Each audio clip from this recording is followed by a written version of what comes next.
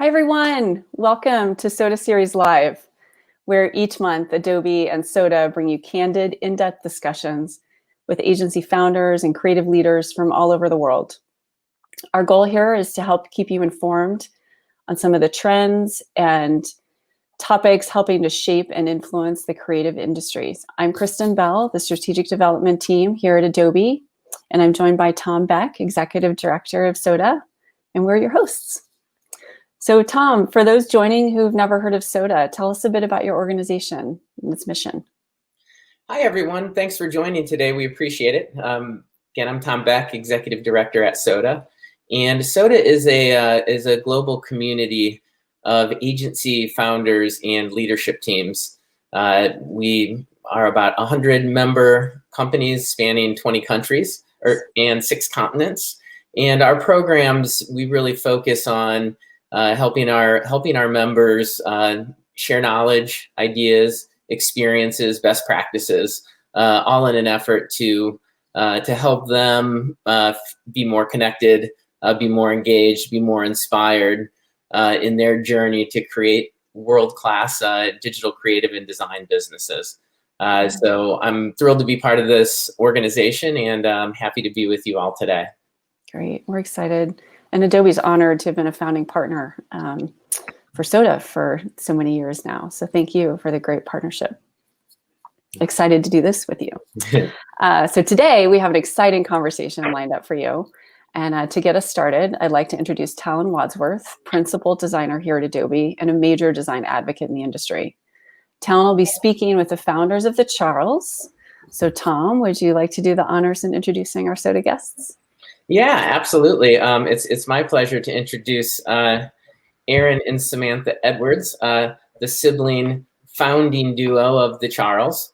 They founded the agency in 2012. They have offices in New York, Chicago, and London, and do digital creative content and strategic planning work for just a wonderful roster of clients.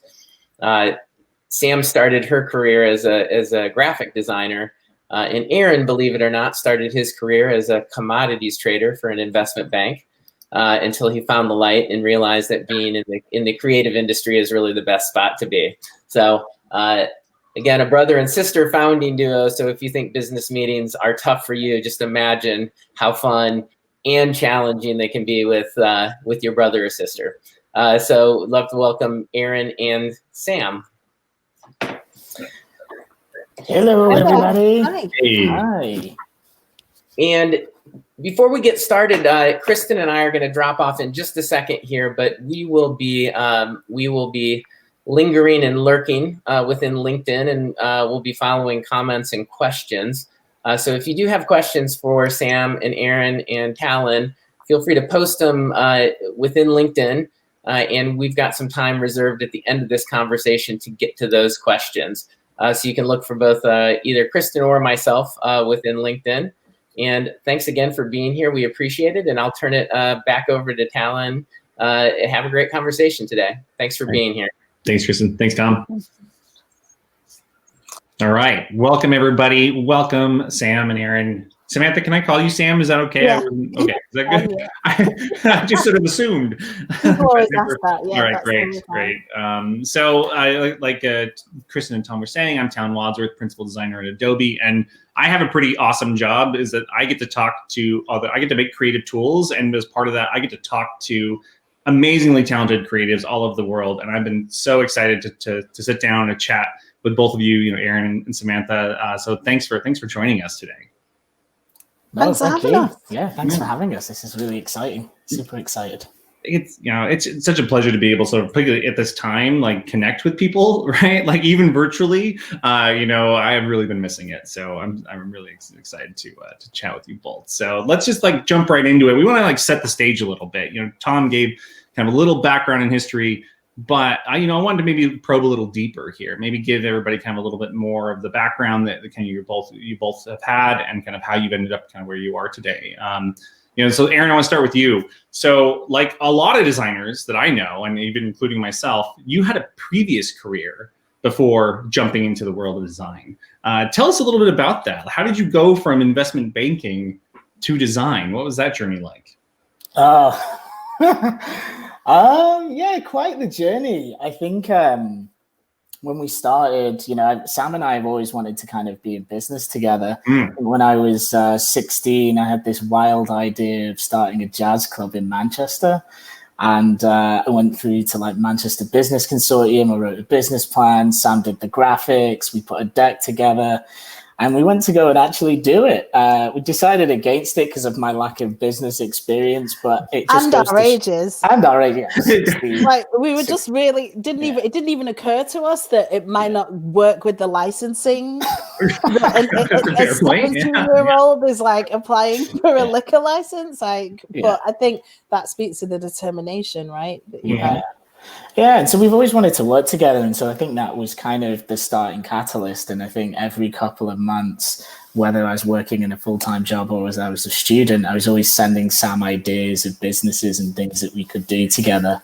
And so, yeah, obviously, financial crisis hit in 2007, and the market wasn't what it was, and I was really trying to get out and do something different. I was obsessed with that show Entourage. So I was like, I want to start a talent management agency. And like, Sam, what do you think about like managing, I could be like the Ari Gold of like the talent world. And I came to New York, met a talent agent. He was like, don't do this. It's a terrible business to be in. And that was kind of the birth child of the agency, was really just, thinking about something creative. And I'd looked at Samantha's financials on her startup freelance business and was like, I think this could be a thing. So I spent 6 months. Basically, I made a decision at work. I said, if I don't get a chance to move to New York, I'm gonna leave. And an opportunity came and passed. And a year later, the opportunity didn't arise, and I quit my job. And to the surprise of everyone, I came out to New York and literally started grinding from there. Oh, that's such a great story. I love that you two have that connection too, from wanting to go into business of some kind, ever since we were young. I mean, that's an amazing connection. So Aaron, are you kind of the business head of the duo, or do you guys split your responsibilities, and Sam, you're more the creative director, and Aaron, you're more of the business director? Is there a little bit of a split of responsibilities in that way? Yeah, definitely. But I think it's a collaboration. I think it's not always as clear cut as black and white as I'm a finance guy, so I should run the business, and you're creative, so you should run the creative. I think what we do a nice job of is playing to each other's strengths, right? So I know financial analytics, modeling, media, that kind of stuff is really in my wheelhouse because it ties to my experience. But creative and strategy is also a big element of Sam, and I'm sure she'll talk to you in depth about that. So I feel like we have a good balance, a good mix between the two. Mm-hmm.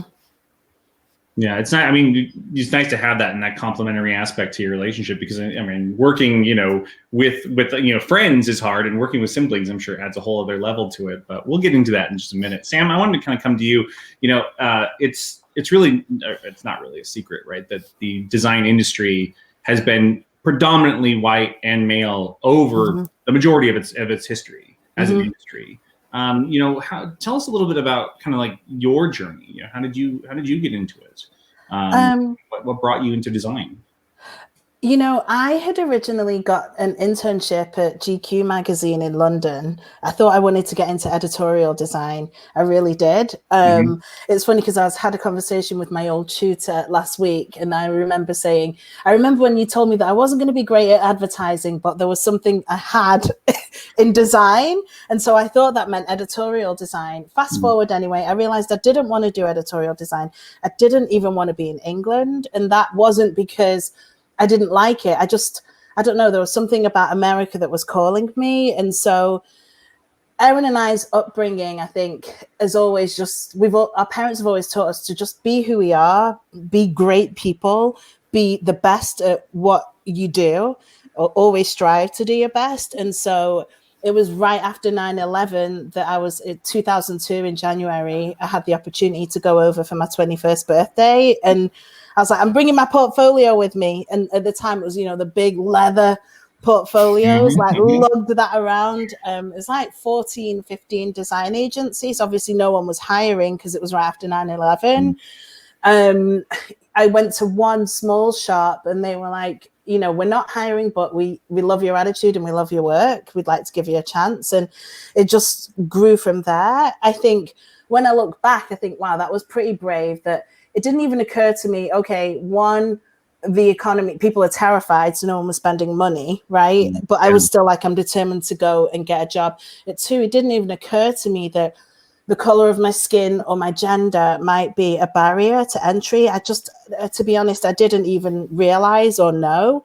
I think as I've gone through my career, it was funny, I was saying to Aaron the other day, I remember there was one particular client, they'd never met me in person. They'd only ever spoken to me on the phone. And back in the day, obviously there wasn't Zooms and video calls. It was the phone, right? The telephone conference call thing in the middle of the table. And they came to New York and they were like, "You're Samantha Edwards?" I was like, "Yes, it is me." Right? Because the name, they had said, "Oh, well, your name, you know, and you're British," it just hadn't occurred to us. And so I think for me as a Black woman in this industry, there have been some challenges, but I've never let that define who I am or what I do or what I go after. Yeah, I mean that's just breaking down those barriers without even really knowing they're there has been. I mean that, and you now being kind of an example, I think for others to look up to is seeing like, look, like if you go for it, like you can make something of this. I think a lot of people are intimidated, right, sort of by just the facade that's sort of put up, and it's hard to just find that person who you can identify with and kind of like, you know, pattern yourself after and like know like, hey, no, you can make a living out of this. You can make a career out of this. So you could do. Yeah, I think for me in the, you know, in my younger years, I think I probably a lot unconsciously went by ignorance is bliss, right? And any microaggressions or challenges that we faced, you know, we kind of, again, didn't let those like throw us off our mission, which is to succeed at the end of the day. I think now, obviously older, I'm a lot more aware, and you know, I have two young boys that I kind of have to also talk to about these things. But again, the way our parents raised us was never to, you could do anything, right? Just be the best at it. And so I still think that as a foundational principle is very important. Definitely. I mean, were there designers that you looked up to, you know, as you were sort of first thinking like I could have a creative career? Were there and people that were your heroes or mentors that helped you along the way? Okay, I knew you were going to ask me this, and I always say I'm not the creative director's creative director, right? Like I'm just not. But I was very inspired at the time, during a period of time, by Attic. I don't know if you remember Attic Design Studio. I loved what they did with graphics and typography. For me, when I was in university, Attic was the be all and end all. That's who I really looked up to. And obviously Peter Saville, like legends like that, you know, going to school, university in England. I was very heavily influenced by, this is going to sound so funny, nightclub flyer artwork, because in the day that was where graphic design was really shown, right? Like Ministry of Sound flyers, Cream, all of these like really awesome nightclubs, because again, that was how creativity, you'd see it, you'd see the posters, you'd see the flyers. I used to collect flyers. I've still got a suitcase at my mum's full of flyers because I'm a hoarder and I won't get rid of them. And magazines, you know, The Face, ID, Dazed and Confused. The Face was my Bible. Communication Arts, I think, Creative Review, like that was where I went for inspiration. It's so funny. I still have a stack of zines, right? Zines, right. You know, like rock and roll posters, as you can see up on my wall. Like, like those are the things. Like, if I could go and like just design rock and roll posters all day long, like that's the dream job right there, right? Yeah. That's it's funny because my first job was at a graphic design shop making flyers for nightclubs. And I went to the owner and had said, you know, I think I could do a better job of your flyers. Like, let me have a go. And he did. And I ended up actually running a few nights at the nightclub as well. So do the artwork and then do the nights, which was really great.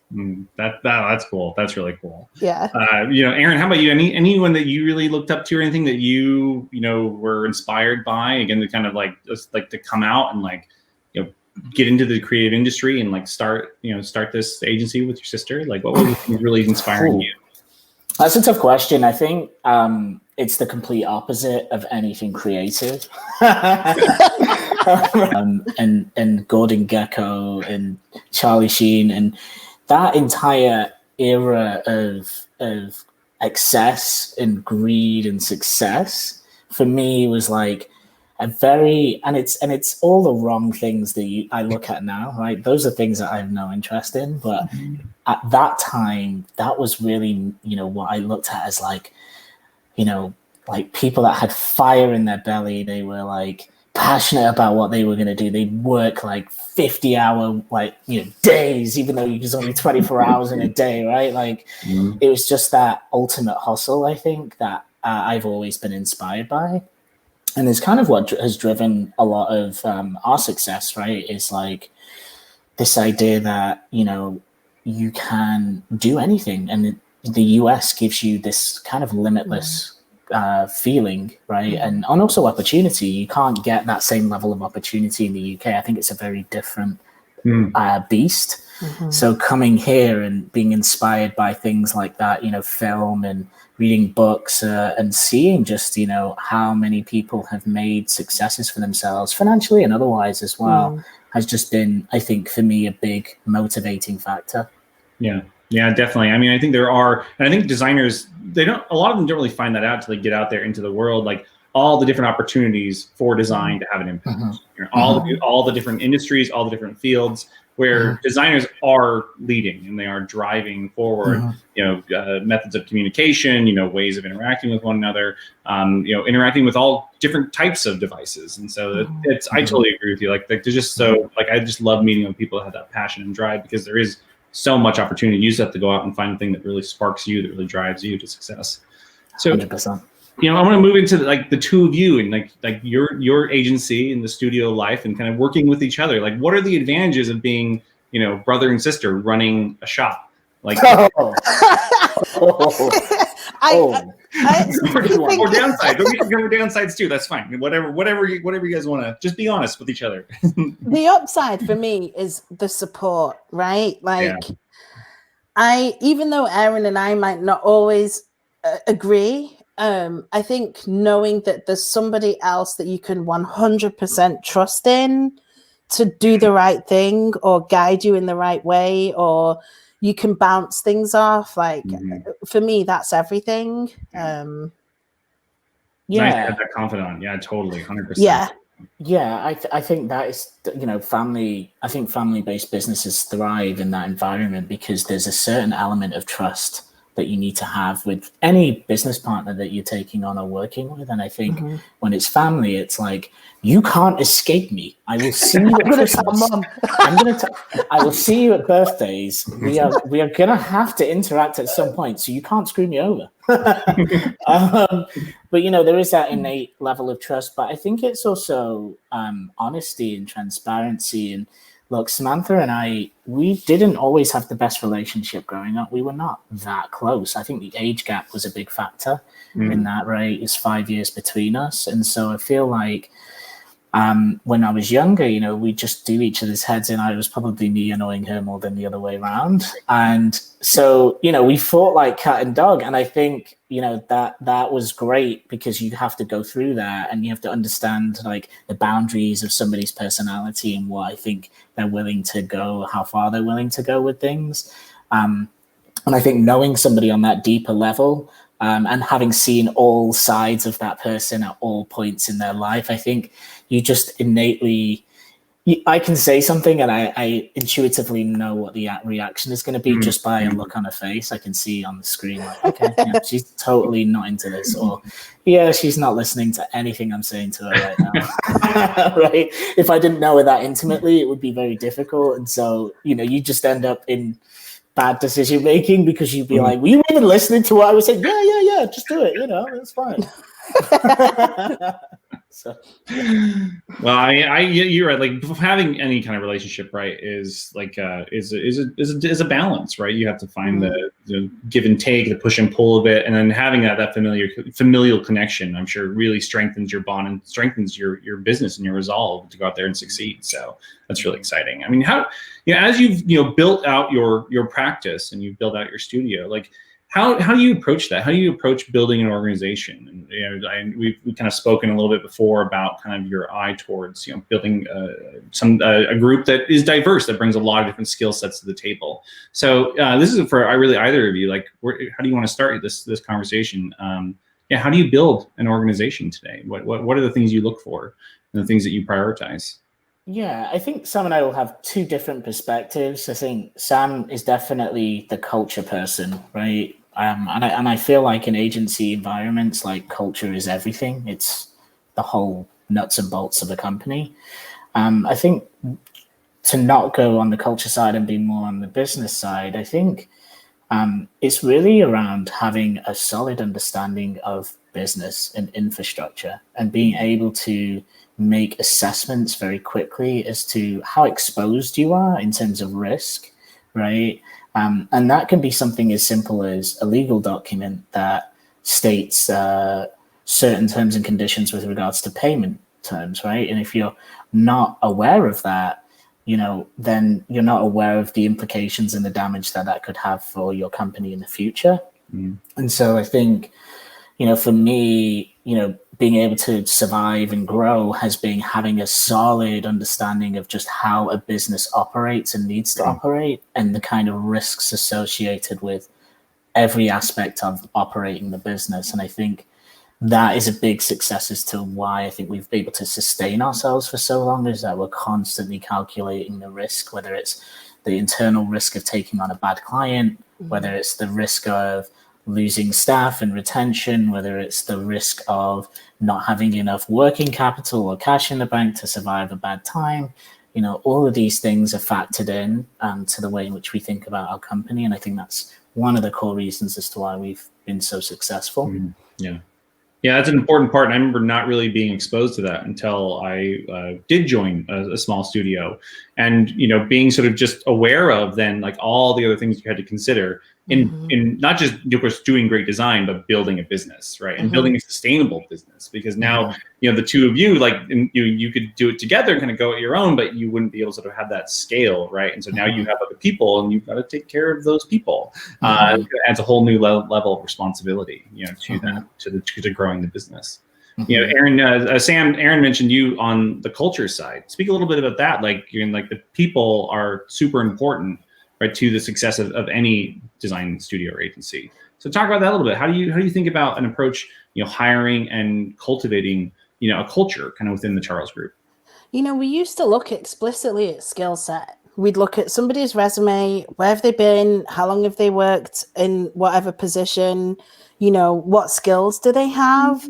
And we hired some really great people with amazing skill sets, but they weren't the right culture fit. And so I think in the years that we've been in business, we've learned it's about the person. It doesn't matter about the skill set. If they're really great and they've got the right personality and the right attitude and aptitude, they'll adapt, and you can train and skill them up, as Brad would say. So I think for me anyway, I tend to definitely, I'm also looking at, do they have experience, right? I'm not just hiring someone for a senior position who's got like a year of experience, but I think I also look at personality. I can give an example. I was, thinking earlier today, an example is one of our producers. When she came to us, in her interview, she had said she wasn't like your typical integrated producer. And I was like, I really like you, but I just don't know if you're what we're looking for right now. We need somebody who's got that agency experience. And she said really bravely, she was like, I know I can do this. If you give me a chance, I'll show you. And you know what, Anissa Rosales, she did. And she has, and she's one of the best producers that we have on the team. And that's based on her attitude and her can-do-ness. I think her approach, which is, if I just judged her on, her experience within an agency, I would have said immediately no. And, and that's not because she didn't have it, just wasn't what we were looking for at the time. So I think that for me has been a great indicator in terms of looking past just your typical what you might look for on a resume and looking at the person and also their attitude towards work in general and learning in general, because we're learning every day. I don't know it all, that's for sure. So I mean, it's so fascinating, right? It's another aspect, right, that I think a lot of designers, particularly early in their careers, don't really realize that you can have a knockout portfolio and you can be like, top of, cream of the crop, like right at the top there. But like, you come in and you don't have the right attitude and you don't think about the people that you're working with and think about sort of fitting in there, like things aren't going to work out in your favor, and people can feel very like that's a very surprising thing, I think, for a lot of people just getting in. Do you both have, like, in your mind, because I was just sort of thinking about this as you're evaluating people, do you have a goal in mind for like what an ideal, like what you want your team or your culture to be? And are you just like, trying to find the right fit, every time you're sort of evaluating or bringing on new people? Do you have that in your mind? Yeah, that's a great question. I feel that the culture that we are aspiring to maintain is the culture of growth and development. And I think growth in every aspect of the sense, right? Professional, skill set, personality, I think character, there's just traits that we think make up a good employee or a good person. And I think if growing isn't part of that like mix, it's very difficult, I think, to succeed in an environment where we're constantly pushing, right? So our culture is a culture that focuses on development and growth, but it's also very much focused on innovation. So, I read Blair Ennis's recent book. I think Tom Beck will appreciate this because he hosted this event with him. I bought it's called Win Without Pitching. And he talks a little bit about the difference between companies that focus on efficiency and companies that focus on innovation. And you can't do both. You are either one or the other. And I think for us, it resonated quite well with me because I do feel like we are a very growth-focused business. And I think with growth comes innovation. And with innovation, comes the ability to expand and create value for clients. And so, you put all of this in the context of culture and you start looking at those types of principles and you say, that is ultimately why we have seen success, is because we're creating value for everybody, not just for the client and the output and the end goal. We're creating value across the spectrum of the experience of being at the agency. And, our goal right now is to focus on how do we maintain a culture of retention and how do we maintain the people how do we develop them in a way that's conducive to what they want to do? Ultimately, we have goals and objectives as a business, but they can be both aligned if you're very connected and you're constantly having conversations and you're evaluating and pushing that person. Yeah. Speaking of growth, and of course, this being kind of a tricky time for all of us, how are you adjusting to this sort of COVID and this pandemic and sort of, you continue to grow your business, growing your team and kind of their skill sets. How are you both handling this, Samantha, kind of in this time? Like, what are some of the things that you've been doing to try and, keep that culture, keep that retention of those people and continue to innovate and to grow the business? I think for me, it's definitely in the beginning, we were trying to go as hard as we'd been going in the office, right? Like we were really busy. In fact, it was weird. We had like a few days where it was almost like there was shock and awe, right? And then everything else then it was like everyone was like, well, we've got a digital business now, let's go. And the phone didn't stop ringing. And the team were like, we were working like that. And there hadn't been, for me anyway, it felt like there hadn't been a collective assessment of how everybody was feeling. And so what we started to see was after about 2 weeks of going hard and continuing to work at the same pace that they've been working at, I was starting to see fatigue. Like, people just looked tired. It wasn't even in the work. It was just they looked tired, and it was kind of sad to see, really. And so I had said to Aaron, I was like, look, I think we need to like implement something where the team get away from their desks, because some people don't have the luxury of a second bedroom or an office to work out of, and are legit working in your bedrooms, which any like wellness, mindfulness expert would tell you is a no-no. There's me with my son's crib behind me here, but he doesn't know. He's 18 months, he'll never know. But like, I think that, so we implemented me time, which is basically where we close. It's almost like the business closes for the team anyway, and they take that time in the day for themselves. People go for lunch, they go for walks, they go work out, they get away from the desks. It's super important. I think from just a culture perspective, I moved from New York to Chicago about 4.5 years ago. And so I had been working remotely with the team in the New York office before we set up Chicago. So they had become quite adept at working with me on screen, right? Some of them I hadn't even met in person. In fact, some of them I still haven't met in person. The people that we've hired after the pandemic haven't even met the team. But I think we've thrived because we were so used to, the team was so used to working with me that way, being creative that way, brainstorming that way. I mean, some of them would say, oh, it's so much better having you here in person. But when I'm breathing down your neck, asking you where the files are, is it?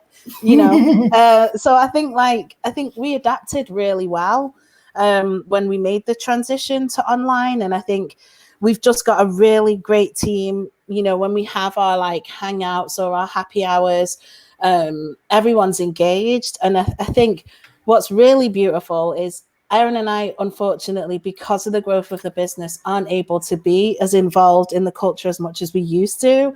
But I see the Slacks, and it's like, fly, my pretties, fly.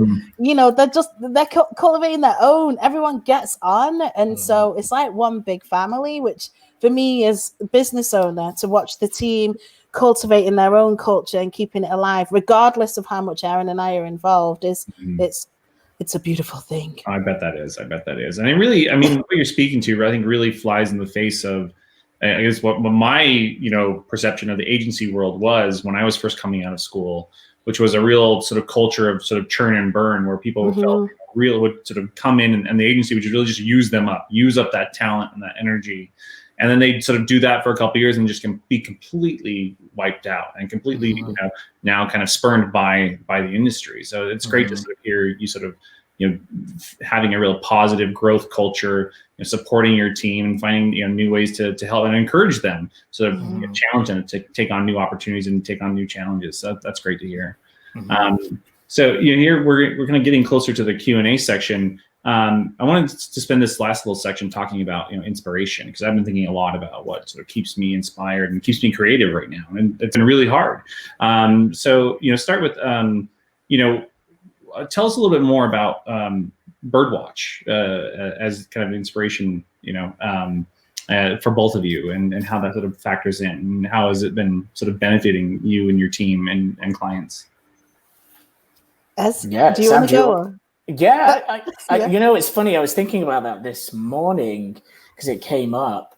Birdwatch really wasn't a link sharing idea, right? It was like we were walking down Crosby Street in Soho. We were taking lunch, and I'll never forget this day. And we had our little stickers. Oh yeah, when we were fly posting illegally. We were fly posting. I mean, we weren't fly posting illegally. Right? We weren't doing that. No.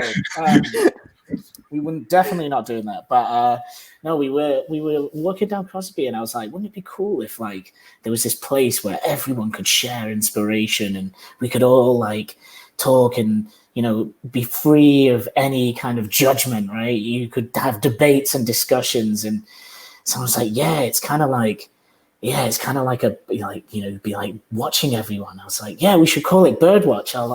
Like our logo is a heron. And that's how we birthed the name. And it started off as just sharing links between team members, the cool things that we'd find, articles, etc. And then it kind of grew from there because people were like, we want more. Like we ended up doing like hour-long working sessions. Well, they weren't working sessions, but knowledge-sharing sessions internally where people would talk about projects and what they were working on. And then that catapulted and developed into like, why wouldn't we ask our clients to come in and like talk to us about what they're doing? Great way for us to learn. And so that started happening. And then all of a sudden we started realizing like, oh, this could be a thing. So we started doing workshops with clients, bringing in clients and brands to talk about what it is that we do and things that we're seeing in the marketplace. And so it's become like this whole other thing inside our company, our agency that has really, given us so much value, learning from other different clients. We had Facebook come in and talk to us about the algorithm and how things are working currently, and it just keeps us fresh. And I think as we continue to grow, we're really looking to expand Birdwatch into a much more meaningful kind of initiative around, helping students. I mean, we've already had workshops with students where we bring them in to teach them things, but we're like, how do we build this into a much more robust program that gives just not only students from these high schools, but also students or people from disadvantaged areas an opportunity to come in and learn about this industry. It really resonates with me. I think, again, that sort of speaks to, I think, what drives me and my passion for creating creative tools, is to help people, create amazing work and inspire one another. And there's so much energy. And I think, that's super important, especially now where I think I took it for granted, just the energy that I pulled from those people surrounding me, my peers, my colleagues, and being inspired by what they're doing. And that can lead to kind of its own results for the work that I'm doing or for others. And so it's really great to hear. And so it really resonates with me. So I hope it continues to go well. And I'd love to be involved in some way. So we'll follow up on that. So yeah, definitely. Yeah. So we do have a question from the audience here, because I'll have a couple others that we'll toss in here, but from Eric Greenwood, who's there in the chat and LinkedIn. Was there a time that the two of you had a falling out? We talked about all the great things that come with being, family, but you really can't get away from one another. So we've had, so in the old days, we used in our old office when there were only 4 of us and we had no windows and we were quite in close, confines. If we'd argue, we didn't want the team to know. So we'd just light our keyboards on fire with like instant messages. Furious always stop because they'd just be like furious typing.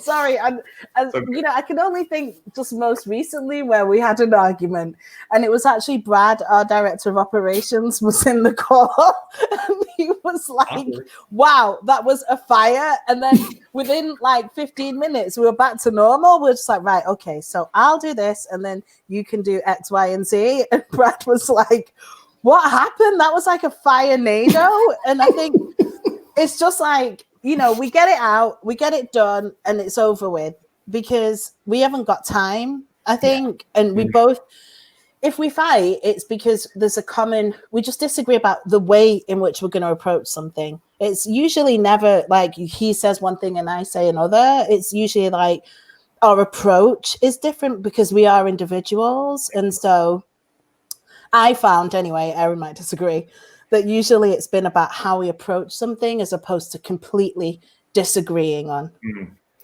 Yeah, and I think like we're both, quite cerebral in the sense of like we're able to kind of take our emotions out of it sometimes and just take an assessment. And I think that's why we're able to move on so quick, because it's like, all right, well, why are you saying that? Okay, that's because you're coming from this perspective. Okay, I see that. Okay, I get where you're coming from now.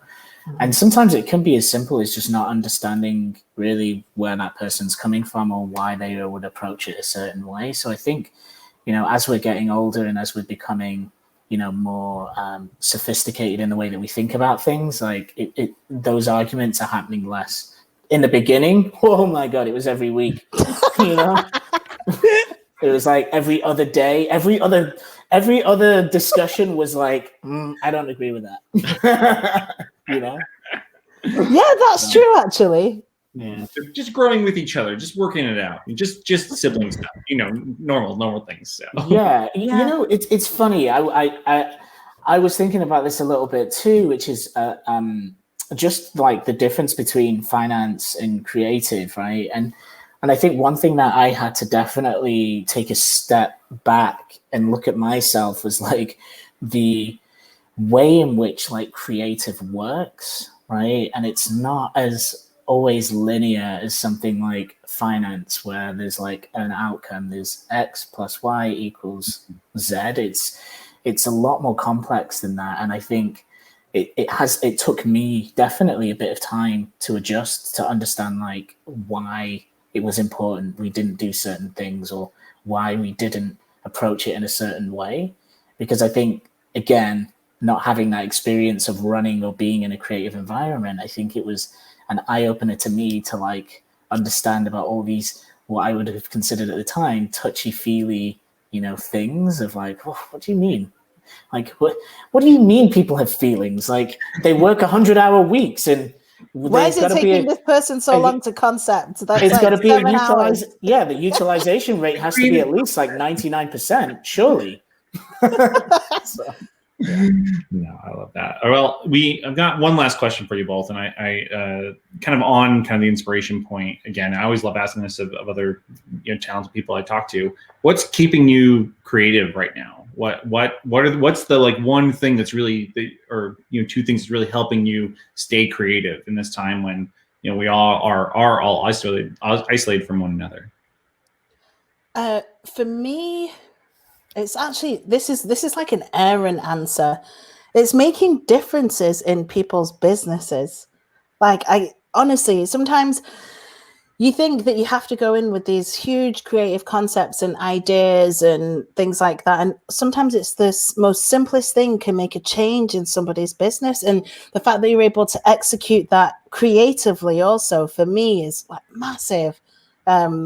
I think I never thought I'd say that. I always thought it'd be like, oh, it would be X campaign. This is keeping me creative. But it is like making a difference in even the way people engage and react to content, or like I said, growing people's businesses. That's it for me. That keeps me going. I love it. You're always learning that way, That's great. That's great. Yeah, keeping you motivated, keeping you excited and passionate. It's awesome. Aaron, how about you? What's keeping you creative right now? The stock market. Are these the answers that you're looking for, Talon? Well, what do you need? I have many inspirations, right? It doesn't have to be just design. It's right, all these things inform what we do, and so I love hearing about that because it is so unique and different for everyone. Yeah, I think it's I don't know. I have 2 kids, right? So I'm definitely inspired by my family, like just. My partner, she's amazing. She's a stay-at-home mom. She deals with all of the drama and shields me from it. And I think there's just so much that I'm learning about being a parent and the lessons in parenting that then actually apply to things like leadership and how you think about people and the way in which they act. So, for me, that my kids are probably my biggest inspiration because they just keep me inspired every day. Every day there's something new to learn from them. And I think, it sounds cheesy, but, I think there's a lot to be said about looking at kids as a way to kind of develop your own sense of what's right and wrong with the world. Yeah. And compared to homeschooling, work is a piece of cake. So yeah. Oh, yeah.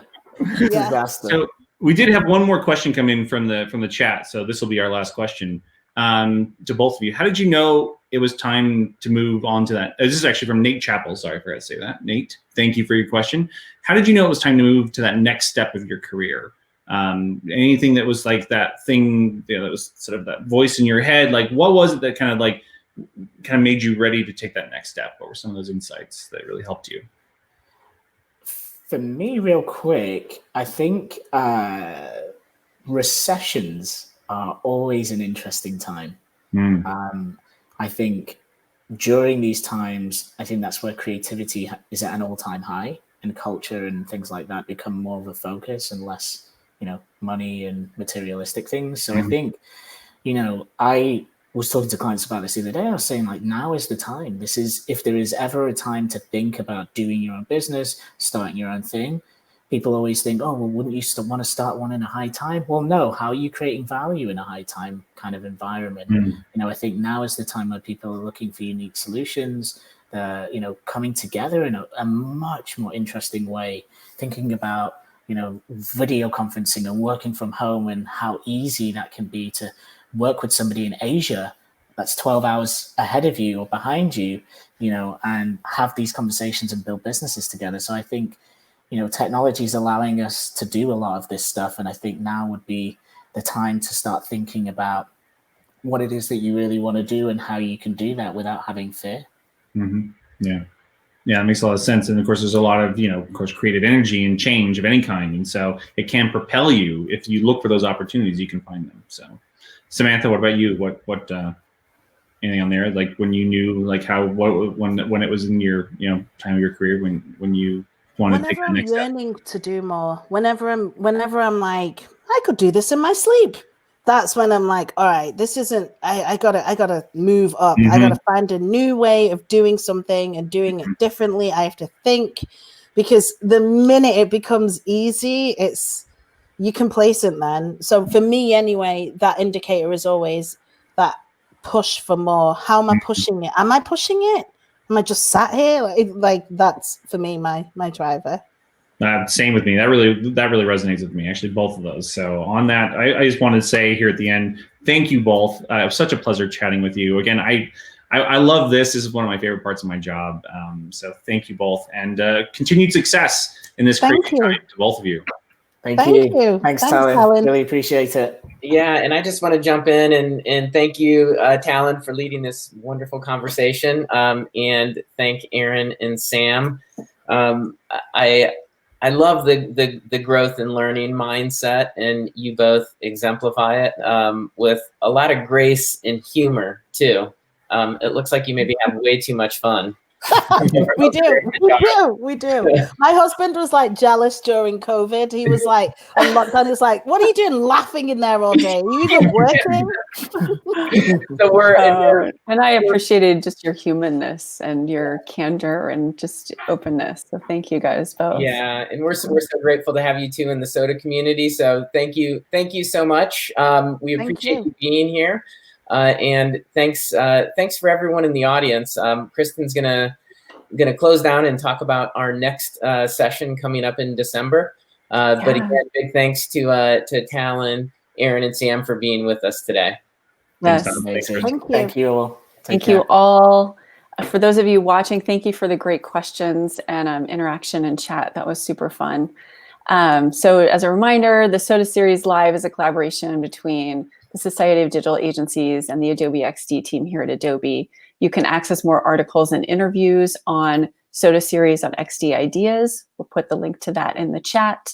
We hope you can join us at our next event, which takes place on December 9th, again at 12 Eastern Time, where we will have a conversation with Adrian Bellina and Pablo Vio, the founders at Jam3, with offices in Toronto, LA, Amsterdam, and Montevideo. That will be another great chat. So we hope to see you all there. Thank you for joining us. All right. Thanks, everyone. Have a great day.